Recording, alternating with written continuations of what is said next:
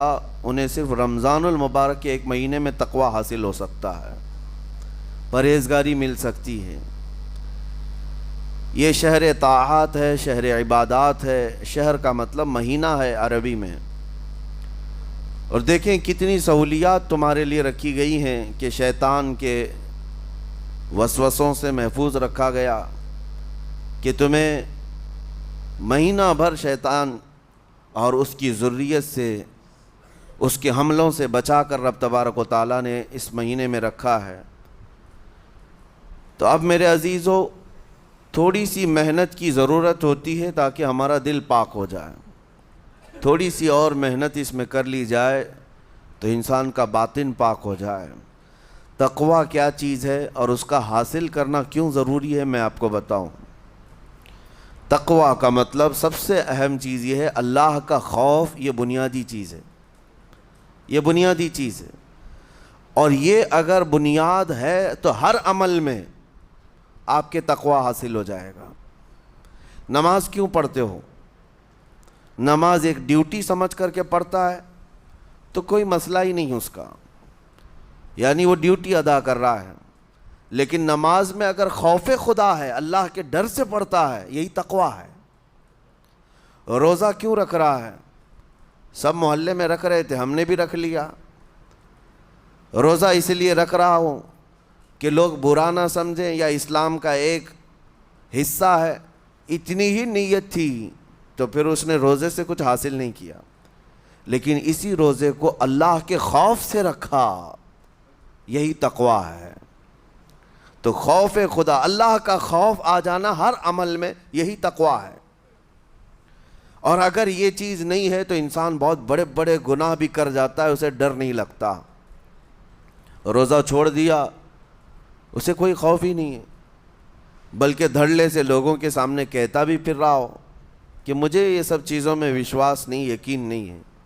یہ باتیں اس زبان سے آتی ہیں جس کے ہاں اللہ کا خوف ہے ہی نہیں، اللہ کا ڈر نہیں۔ اسی لیے قرآن میں اللہ نے فرمایا لعلکم تتقون، تم پر روزے اللہ نے فرض کیے ہیں تاکہ تمہیں تقوی مل جائے، اللہ کا خوف۔ اور یہ کتنی اہم چیز ہے میں آپ کو بتاؤں، خوف خدا۔ خوف خدا کا مطلب کہ اللہ کا ڈر، اللہ کا خوف، یہ تمہاری پوری باڈی کو صحیح کرتا ہے، اندر سے بھی باہر سے بھی۔ خوف خدا، تم ہر قدم پر اگر یہ سوچتے ہو کہ میرا رب مجھے دیکھ رہا ہے، جیسے کہ آپ کو پتہ ہے حدیث پاک میں حضور صلی اللہ تعالیٰ علیہ وسلم سے پوچھا بھی گیا، احسان کیا ہے، یعنی نیکی کس کو کہتے ہیں؟ حضور نے فرمایا تم نماز ایسی پڑھو یا عبادت ایسے کرو جیسے تم اللہ کو دیکھ رہے ہو۔ اور اگر یہ نہیں ہو سکتا تم سے تو اتنا احساس تو رہے کہ اللہ تمہیں دیکھ رہا ہے۔ تو ہر عمل میں تمہارے یہ سوچ آئے کہ مجھے میرا رب دیکھ رہا ہے، تمہارے قدم سنبھل جائیں گے۔ آج آپ مسجد میں بیٹھے ہیں، ادب سے بیٹھے ہیں، حالانکہ ایک آدھے گھنٹے کے بعد جسم کو پھیلنے کی حاجت ہونے لگتی ہے، تھوڑا پیر پھیلا لوں، پیٹھ کو ٹیک دے دوں، نہیں کرتے آپ، اس لیے کہ آپ کو احساس ہے کہ امام صاحب دیکھ رہے ہیں، مفتی صاحب دیکھ رہے ہیں، یا پھر مجمع میں لوگ دیکھ رہے ہیں۔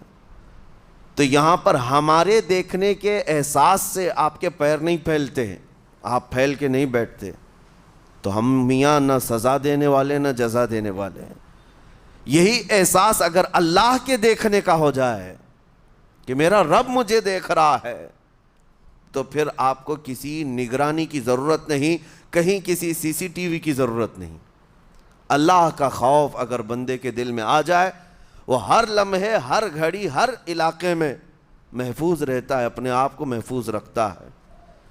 میرے عزیزو، 4 سال کی عمر ہے امام اہل سنت فاضل بریلوی رحمۃ اللہ علیہ، امام محمد رضا خان رحمۃ اللہ علیہ، 4 سال کی عمر میں روزہ رکھ لیا۔ گرمیوں کی شدت تھی، گھرانہ علمی گھرانہ ہے، باپ بھی بڑے عالم دین، دادا بھی بڑے عالم دین ہیں۔ 4 سال کی عمر میں روزہ تو رکھ لیا، اور جب تھوڑی دوپہر ڈھل گئی، اچھوں کی حالت دھوپ کے دنوں میں خراب ہونے لگتی ہے، تو شام ہونے کو قریب تھی کہ ایک کمرے کے اندر دادا محترم نے پوتے کو بند کر دیا اور کچھ پھل فروٹ ساری چیزیں اندر رکھ کر کے دروازہ باہر سے بند کر لیا. کہا بیٹا کھا لینا, میں کسی کو بتاؤں گا نہیں, کسی کو نہیں بولوں گا. 4 سال کی عمر ہے, تمہارا روزہ بھی رہے گا, کھا کر کے تھوڑا پیٹ ہلکا کر لینا. تو یہ دروازہ بند کر کے دادا محترم چلے گئے. کافی دیر کے بعد دروازہ کھلا تو وہ پھل فروٹ ویسے کے ویسے ہیں, بچہ ویسے ہی بیٹھا ہوا ہے. امام احمد رضا رحمۃ اللہ تعالیٰ علیہ, 4 سال کی عمر کی بات کر رہا ہوں. دادا نے آ کر پوچھا بیٹا کھائے نہیں, دروازہ بند کر لیا تھا. تو 4 سال کی عمر میں مولانا امام احمد رضا کہنے لگے کھا تو لیتا لیکن ہر گھڑی میرا مولا تو دیکھ رہا ہے, جس کے لیے روزہ رکھا وہ تو دیکھ رہا ہے. یہ ہے تقویٰ, یہ ہے خوف خدا, کہ اگر یہ کسی کے دل میں بیٹھ جائے, اسے لوگوں کو دکھانے کی یا لوگوں کے اسے دیکھنے کی کوئی ضرورت ہی نہیں. میرے عزیزو, تقویٰ حاصل کرنے کا یہ اتنا بہترین راستہ ہے, اتنا بہترین راستہ ہے. آپ روزہ ہیں, کس کو پتہ ہے؟ میں روزہ ہوں, کس کو پتہ ہے؟ یہ راز ہے میرے اور اللہ کے درمیان. آپ روزہ ہیں, یہ راز ہے آپ کے اور اللہ کے درمیان. بہت سارے موقع آپ کے پاس ہیں دن بھر میں, فجر سے لے کر عصر تک. کئی مرتبہ وضو میں جانا پڑتا ہے, باضابطہ آپ کلی کر رہے ہیں, آدھا نگل جاتے, کس کو خبر ہے؟ یا کہیں چھپ کر کے کوئی ہلکی سی چیز چبا لیتے, کس کو خبر ہے؟ اس لیے کہ یہ اندرونی معاملہ ہے, راز ہے. آپ کھا رہے ہیں پی رہے ہیں یا نہیں کھا رہے ہیں نہیں پی رہے ہیں, یہ کوئی دوسرا نہیں کہہ سکتا. آپ کے اور آپ کے اللہ کے درمیان یہ راز ہے. اور آپ بچے ہوئے ہیں, حلق سوکھا ہے شام کے وقت میں, اور پیٹ بھی پیٹ سے لگنے آ جاتی ہے. کام کرنے والے جانتے ہیں کہ شام ہوتے ہی روزے کا اثر کس قدر ظاہر ہوتا ہے. کام کرنے والوں کو زیادہ اثر پڑتا ہے, اے سی میں سونے والوں کو روزہ کہاں پتہ چلتا ہے. لیکن اس وقت بھی وہ نہ پانی کا ایک قطرہ حلق میں ڈالنا چاہتا ہے, نہ کوئی چیز چھپ کر کے چبانا چاہتا ہے. مجھے بتاؤ میرے عزیزو, کیوں اپنے آپ پر یہ تکلیف اور اپنے آپ پر یہ زیادتی کر رہے ہو؟ آپ کو اندازہ ہوتا ہے یہ میں زیادتی نہیں کر رہا, نہ ہی اپنے آپ کو تکلیف میں ڈال رہا ہوں. یہ میرے رب کی رضا ہے, میں اسی پر قائم ہوں. اسی لیے فرمایا گیا کہ جب افطاری کا دسترخوان بچھتا ہے اور پہلے ہی آ کر کے لوگ بیٹھتے ہیں, اور یہ سنت بھی ہے, ایسے نہیں کہ بھاگتے بھاگتے آپ آئے, وقت ہوا کھجور لیے اور کھا گئے. افطاری کے وقت سے تھوڑی دیر پہلے بیٹھ جاؤ. تمہارے دسترخوان پر نعمتیں رکھی ہوئی ہیں, پھل بھی ہیں, میوہ جات بھی ہیں, کچھ کھانے پینے کی چیزیں بھی ہیں, ٹھنڈا شربت بھی ہے. دیکھتے ہوئے بیٹھے ہیں آپ, لیکن ہاتھ نہیں لگاتے ہیں. انتظار ہے وقت کا کہ ادھر سورج کے غروب ہونا ہے اور میری افطار ہونی ہے. اعلان سنتے ہیں, اذان سنتے ہیں, اس کے بعد آپ اٹھاتے ہیں. لیکن اتنی دیر تک آپ خاموش بیٹھے ہیں دسترخوان کے پاس, سارے لوگ دیکھتے رہتے. یہ وہ منظر ہے جس کو فرمایا گیا رب ذوالجلال بھی اپنے بندوں کو دیکھ رہا ہے. رب تبارک و تعالیٰ بھی دیکھ رہا ہے اپنے بندوں کو, اور سارے فرشتوں کو بلا کر میرا مولا اعلان فرماتا ہے یہ میرے بندے ہیں, دیکھو یہ شام کا وقت ہے, ان کے حلق سوکھ چکے ہیں, ان کے پیٹ میں بھوک کی شدت ہے, اور ان کے سامنے اچھی نعمتیں پڑی ہوئی ہیں. اے فرشتوں دیکھو, میرے ان بندوں میں سے کوئی بھی ان نعمتوں کو ہاتھ نہیں لگاتا, یہ صرف اور صرف میرے لیے بھوکے اور پیاسے ہیں. اور فرشتوں سے اللہ فرماتا ہے تم گواہ ہو جاؤ, ان کی حلق تر ہونے سے پہلے ان کے لیے میں نے جنت لکھ دیا. اسی لیے حدیث پاک میں ہے جب افطار کرتے میرے آقا صلی اللہ علیہ وسلم یوں ارشاد فرماتے ذهب الظمأ وابتلت العروق وثبت الاجر انشاءاللہ.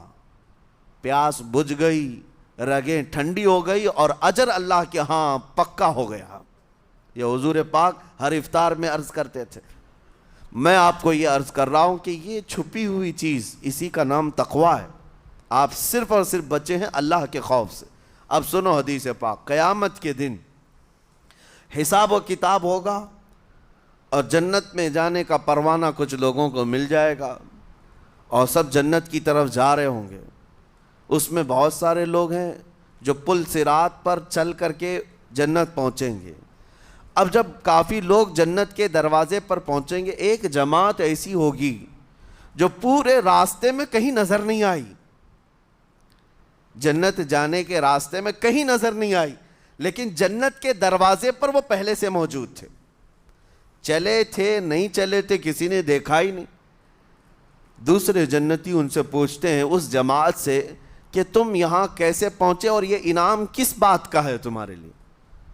تو وہ جنتی کہتے ہیں ہمیں روزے داروں کی جماعت میں رکھا گیا، ہمارے روزے اللہ کو پسند آئے، اور آج رب تبارک و تعالیٰ کا حکم ہوا کہ ساری دنیا سے چھپ کر تم میرے لیے روزہ رکھتے تھے، دنیا کو پتہ نہیں تھا تم بھوکے ہو پیاسے ہو، اور اے بندو آج سارے لوگوں کی نظروں سے چھپا کر میں تمہیں جنت پہنچاؤں گا۔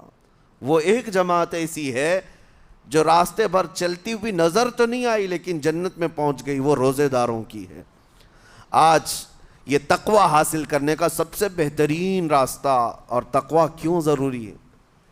اب آپ کے روزے سے کچھ حاصل ہوا نہیں ہوا آپ کو دیکھنا بھی ہے، یہ نہیں کہ کیلنڈر کی طرح گنتے جاؤ، 1 ہو گیا، 2 ہو گئے، 3 ہو گئے، ہوتے جائیں گے، یہ دن تو چلتے رہتے ہیں، گنتے گنتے 20 بھی ہو جائیں گے، 25 بھی ہو جائیں گے، 30 بھی ہو جائیں گے۔ روزے گننے کا حکم نہیں، اپنے آپ کو سرچ کرو پھر تھوڑی سی ورزش کرنے کے بعد بندہ ویٹ تول کر کے دیکھتا ہے کم ہوا گھٹا ہے کہ بڑا، ہر دن دیکھتا رہتا ہے۔ ہاں، ورزش کرنے کے بعد پھر ناپ کر کے دیکھتا ہے میرے جسم کا وزن کتنا گھٹا کتنا بڑا۔ ویٹ گین کرنے والے ویٹ لاس کرنے والے دونوں بھی برابر چیک کرتے رہتے ہیں۔ روزہ رکھنے کے بعد تمہیں خود کو بھی چیک کرنا چاہیے کہ میرے اندر اب تبدیلی آئی یا نہیں آئی۔ ایک روزہ رکھا اور پھر رات کو تراویح میں کھڑا ہوا، میرے اندر بدلاؤ کتنا ہے؟ کیا اب اللہ کی آیات قرآن کی سنتا ہوں، میرے آنکھوں سے آنسو آ جاتے ہیں؟ اگر آ گئے ہیں تو اس کا مطلب ہے کہ دل نرم ہو گیا، اس روزے نے اثر دکھانا شروع کیا، اور پھر ویسے کا ویسا ہے، تو اس کا مطلب ہے کہ آپ کے روزے سے آپ کو تقوی نہیں مل رہا ہے، آپ کو تقوی نہیں مل رہا۔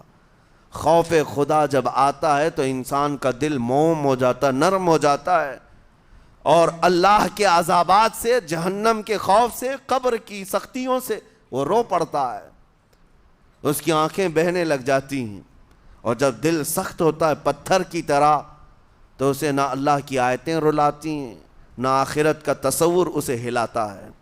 اسی لیے قیامت کے دن کے بارے میں آپ کو بتاؤں، نبی پاک صلی اللہ تعالیٰ علیہ وسلم کی امت کی طرف جہنم کی آگ شعلے لپکاتے ہوئے بڑھتی آ رہی ہوگی بہت تیزی سے، قریب ہے کہ وہ جہنم کی آگ سب کو اپنے لپیٹ میں لے لیں۔ وہاں کھڑے ہوئے بہت سارے لوگ اپنے اپنے اعمال کا صدقہ پیش کرنے لگے، حاجی اپنے حج پیش کر رہے ہیں، نمازی اپنے نماز، روزے دار اپنے روزے، کہ اے جہنم ہماری یہ نیکیوں کا صدقہ رک جا۔ جہنم کی آگ بڑھتی چلی آئی، بڑھ رہی تھی۔ جبرائیل امین علیہ الصلاۃ والتسلیم حاضر ہوتے ہیں بارگاہ مصطفیٰ صلی اللہ علیہ وسلم میں، ایک پانی کا پیالہ انہوں نے پیش کیا اور کہا یا رسول اللہ صلی اللہ علیہ وسلم یہ پانی آپ اس آگ پر چھڑک دیں۔ نبی پاک صلی اللہ تعالیٰ علیہ وسلم نے وہ پانی اس آگ کی طرف پھینکا تو آگ دور چلی گئی، جو جہنم کی آگ اچانک بجھ گئی، کافی دور چلی گئی جو امت کی طرف لپک رہی تھی۔ رسول رحمت صلی اللہ تعالیٰ علیہ وسلم نے پوچھا جبرائیل سے یہ اتنا اثردار پانی ہے کون سا؟ یہ جبرائیل امین عرض کرتے ہیں یا رسول اللہ یہ آپ کے ان امتیوں کے آنسوؤں کا پانی ہے جو رات کھڑے ہو کر اپنے رب کے خوف سے رویا کرتے تھے، وہ اللہ کے خوف سے تھر تھراتے تھے، ڈر کر کے ان کے آنکھوں سے جو آنسو آتے۔ جبرائیل امین کہتے ہیں میں نے وہ آنسو جمع کر رکھے تھے اور وہ آج میں نے آپ کے سامنے پیش کیا۔ ایک آنسو کا قطرہ جہنم کی آگ بجھانے کے لیے کافی ہے۔ موتی سمجھ کے شان کریمی نے چن لیے قطرے جو گرے تھے عرق انفعال کے۔ عزیزان گرام وقار، یہی وہ تقویٰ ہے، یہی وہ خوف خدا ہے جس کے متعلق اللہ قرآن میں فرماتا ہے لعلکم تتقون، تاکہ تمہیں تقویٰ مل جائے، اسی لیے روزے رکھے گئے ہیں، روزے فرض کیے گئے ہیں۔ تمہارا دل اگر سخت کا سخت ہی رہ گیا تو روزے اثر نہیں کر رہے ہیں، روزے اثر نہیں کر رہے۔ اور ظاہر سی بات ہے کاموں میں برکت نیت سے ہوتی ہے، کسی بھی عمل میں برکت اچھی نیت سے ہوتی ہے۔ اگر کوئی روزہ اس لیے رکھ رہا ہے، جیسے بہت سارے فائدے گنائے جاتے ہیں نا، روزہ رکھنے سے کینسر نہیں ہوتا، روزہ رکھنے سے جسم کے فاسد مادے ختم ہو جاتے ہیں، نکل جاتے ہیں، ڈاکٹرز بھی مشورہ دیتے ہیں مہینے میں ایک مرتبہ، ہفتے میں ایک مرتبہ باڈی کو فری چھوڑنا چاہیے۔ تو یہ تو جسمانی فائدے تو رکھے گئے ہیں، لیکن اگر تم روزہ اس نیت سے رکھ رہے ہو کہ میری باڈی صحیح ہوتی رہے، تو گویا کہ تم تو اپنی دنیاوی غرض سے روزہ رکھ رہے تھے۔ یہ فائدے تو ملنا ہی ملنا ہے، یہ فائدے یوں بھی ملیں گے اللہ تعالیٰ کی طرف سے آپ کو، لیکن نیت وہ نہیں۔ روزہ رکھنے کی نیت یہ ہو کہ میرا رب مجھ سے راضی ہو جائے اور مجھے رب تبارک و تعالیٰ کا خوف اور تقوی حاصل ہو جائے۔ نیت میں برکت ہے، اور جن کاموں کو آپ اچھی نیت سے کریں گے اسی طرح ان کاموں میں اثر بھی پیدا ہوگا۔ روزہ رکھنے سے پہلے آج نیت یہی کریں کہ مولا تعالیٰ یہ روزہ میرے تمام برے اعمال کے لیے کفارہ ہو جائے، یہ ڈھال بن جائے۔ جانتے ہیں آپ اپنے نفس امارہ کو روکنے کا سب سے بہترین آلہ بھوک ہے، بھوک۔ جتنا آدمی بھوک کے ذریعے سے اپنے نفس کو مار سکتا ہے دوسری کوئی چیز نہیں۔ آپ دیکھیں اس رمضان المبارک میں بہت ساری حلال چیزیں آپ کو حرام کر دی گئی ہیں، یعنی سحری سے لے کر افطاری تک۔ میں یہ نہیں کہہ رہا کہ شراب پینا حرام ہے، نشہ کرنا حرام ہے، وہ تو پوری زندگی بھر حرام ہے، لیکن آپ کو چاول روٹی تو حلال ہے نا، سبزے سیب پھل فروٹ تو حلال ہے، لیکن یہ حلال چیزیں بھی اللہ نے آپ پر حرام رکھی ہیں، روزے کے عالم میں نہیں کھا سکتے۔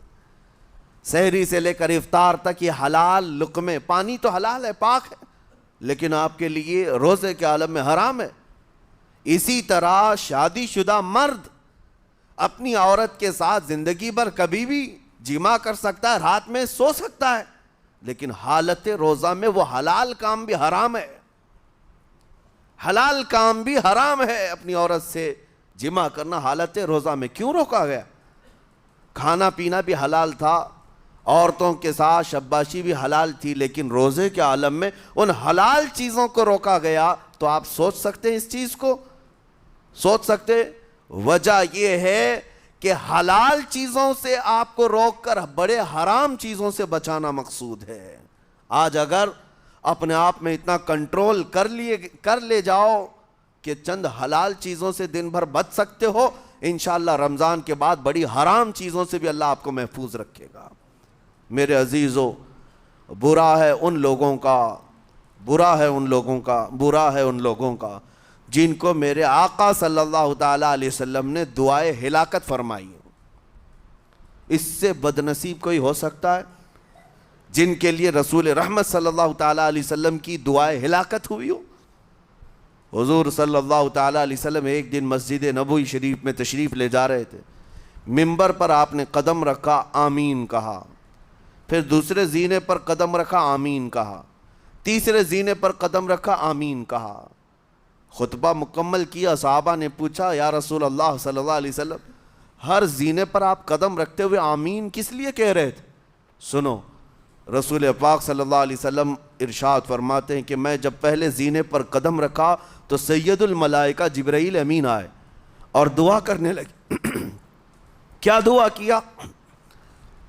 یوں کہا، یا رسول اللہ صلی اللہ علیہ وسلم وہ شخص ہلاک و برباد ہو جائے جو آپ کا نام سنے اور پھر اس کے بعد درود نہ بھیجے۔ حضور فرماتے میں نے آمین کہا۔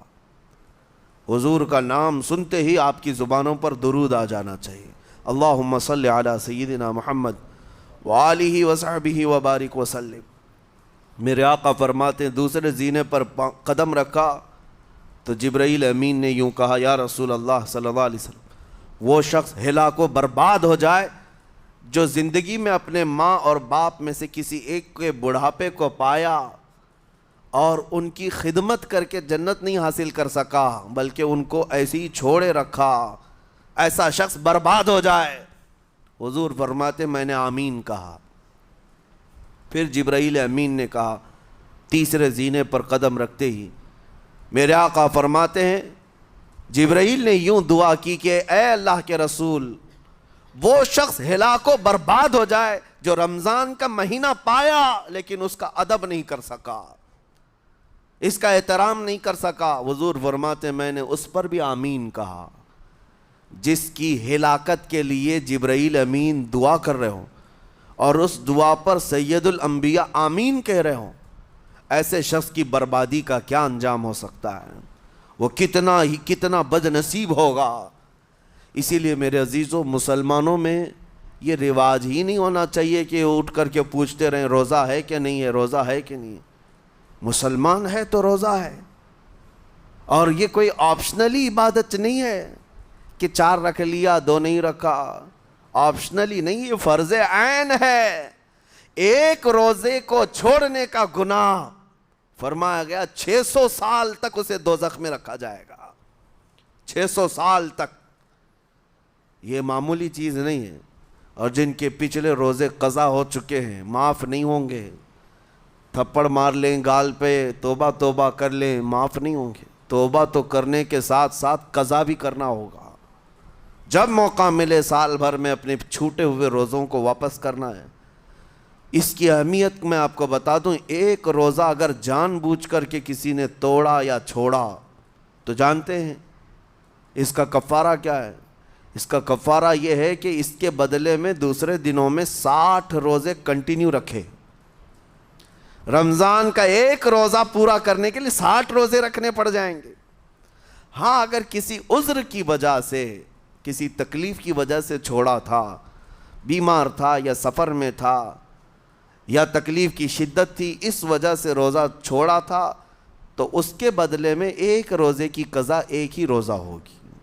لیکن بغیر کسی عذر کے، شہوت کی وجہ سے، نفس پرستی کی وجہ سے توڑا تھا یا چھوڑا تھا تو پھر 60 روزے رکھنے پڑ جائیں گے۔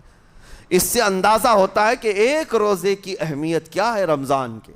اسی لیے میرے عزیزو، یہ روزے آسان ہیں، روزے آسان ہیں، اس کو رکھ لو، اس کی جزا بہت بڑی ہے، اس کی جزا بہت بڑی۔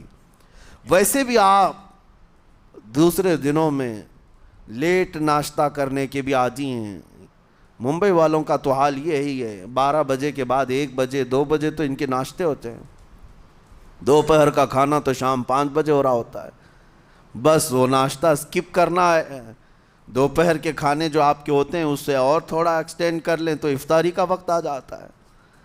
کوئی بہت بڑی دقت کی بات نہیں، کوئی بہت بڑے بوجھ کی بات نہیں، آسان ہے۔ آج الحمدللہ ہمارے 5 سال 6 سال کے بچے روزہ رکھ لیتے ہیں، تو بڑوں کو تو اللہ نے جو طاقت عطا کی ہے، روزہ ہرگز ترک مت کرو۔ لیکن ساتھ میں آج یہ میسیج ضرور دوں گا، نیت یہ کرو کہ مجھے تقویٰ مل جائے، مجھے پرہیزگاری مل جائے، اور یہ آپ کو خود چیک کرنا ہوگا۔ روزانہ رات کو نماز میں کھڑے ہو جاؤ تراویح کے، دیکھو کہ کتنی تبدیلی آ رہی ہے۔ آج میں نے روزہ افطار کیا، میرے اندر بدلاؤ آیا کہ نہیں آیا؟ اور اگر نہیں آ رہا ہے، کوئی تبدیلی نہیں آ رہی ہے، تو اس کا مطلب ہے آپ تقویٰ نہیں حاصل کر رہے، آپ تو روز مرہ کی روٹین پر چل رہے ہو۔ روٹین پر چلنے کا مطلب یہ روزہ نہیں ہے۔ روزہ تقویٰ دے کر جاتا ہے بندے کو، روزہ خوف خدا دے کر جاتا ہے بندے کو۔ اسی لیے میرے عزیزو، آج دیکھیں آپ بہت ساری برائیوں سے رمضان میں بچ جاتے ہیں، تھوڑی اور محنت کی ضرورت ہے۔ ہم نے دیکھا ہے بہت سارے گھروں میں، باقی عیاش گھروں کی مجھے کوئی وہ نہیں ہے، ان سے کوئی لینا دینا نہیں، لیکن نارمل مسلمانوں کے گھروں میں بھی ہوتا یہ ہے، عورتیں بچوں کو تلقین کرنا شروع کر دیتی ہیں، گانے بند کرو، ٹی وی بند رکھو، بہت ساری چیزیں بند رکھو کہ رمضان آیا ہوا ہے۔ اور رمضان میں اگر ٹی وی لگا بھی لیا تو کچھ اسلامک چیزیں دیکھنے لگ گئے، ماحول تم نے خود ہی بدلا ہے اپنے گھر میں، کچھ چیزوں کو آپ نے بدلا ہے اور کچھ چیزوں کا ادب آپ نے کرنا شروع کیا ہے، اسی کو اور تھوڑی سی محنت کے ساتھ بڑھا لیا جائے، قسم رب ذوالجلال کی ہر برائی رمضان میں ہی آپ سے ختم ہو جائے گی۔ جس کی کوئی چیز چھوڑنے پر نہیں چھوٹتی ہے وہ رمضان میں کر کے دیکھ لے، اللہ کی بارگاہ میں یاد کرے کہ مولا دن بھر میں تیری رضا کے لیے بچ رہا ہوں، مجھے میری باقی زندگی میں ان گناہوں سے بچا لے۔ وہ رحمان ہے، جب وہ تمہیں اس کے بدلے میں جنت دیتا ہے تو یہاں برائیاں کیوں نہیں چھڑواتا؟ یقیناً وہ برائیوں کو تم سے دور کرے گا۔ قرآن کا فرمان عالی شان لعلکم تتقون، اسی پر میں نے آپ کے سامنے بات رکھی ہے۔ روزے اس لیے فرض کیے گئے ہیں تاکہ تمہیں تقوی مل جائے، پرہیزگاری مل جائے۔ بعض لوگوں کو دیکھا گیا ہے رمضان المبارکہ میں بھی وہ اپنی بری حرکات سے باز نہیں آئے، ان کی روٹین ویسی ہی جاری رہی، نعوذ باللہ نظروں کی خطائیں بھی باقی رہیں۔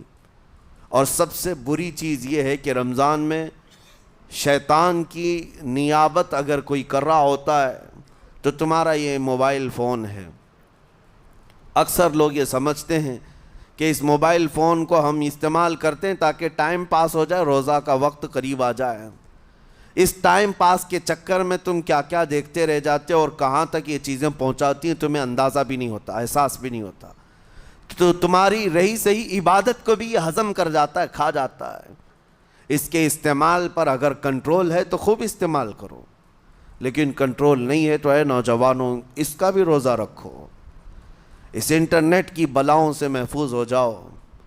اس لیے کہ بہتوں کو میں نے دیکھا ہے ان کے دن بھر اور رات بھر رمضان میں سوشل نیٹ ورکس پر مصروفیت ویسی کی ویسی ہے جیسے دوسرے دنوں میں تھی۔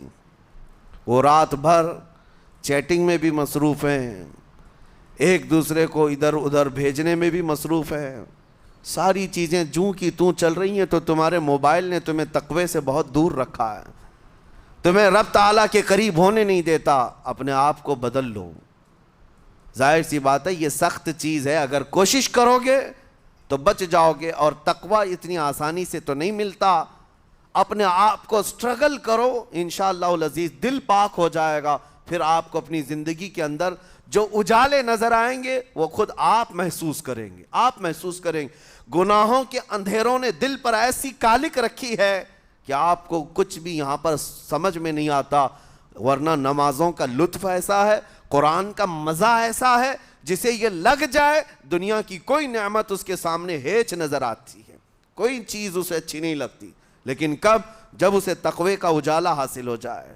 میرے عزیزو، اللہ کریم کی بارگاہ میں دعا گو ہوں، مولا قدیر و جبار ہم سب کو تقوی و پرہیزگاری عطا فرمائے، اور ہم سب کے روزوں سے اللہ تعالی ہمیں پرہیزگاری عطا فرمائے۔ ان روزوں کے انوار اور برکات اور رمضان کے احترام کی ہمیں توفیق عطا فرمائے۔